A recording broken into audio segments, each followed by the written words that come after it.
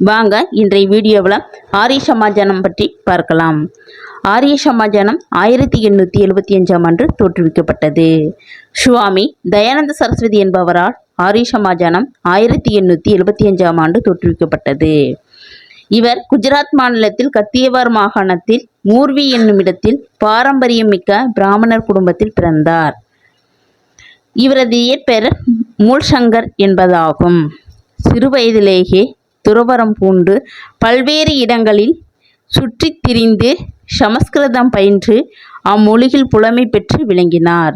இவர் சுவாமி விரஜானந்தரின் சீடராவார். சுவாமி தயானந்தர் வேதங்களில் கூறப்பட்டுள்ள அனைத்துமே உண்மை என கண்டறிந்தார். எனவே வேதங்களை பரப்புவதிலேயே தன் வாழ்க்கையை அர்ப்பணித்தார். அவர் இந்து சமூகத்தை சீர்திருத்த எண்ணினார்.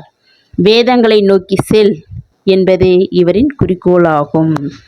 நன்றி, வணக்கம். நெக்ஸ்ட் வீடியோவில் பார்ப்போம். சப்ஸ்கிரைப் பண்ணுங்க, லைக் பண்ணுங்க, பெல் பட்டனை ப்ரெஸ் பண்ணுங்க. இது போன்ற வீடியோக்கள் உடனுக்குடன் உங்களுக்கு வந்து சேரும். நன்றி, வணக்கம். தேங்க்யூ.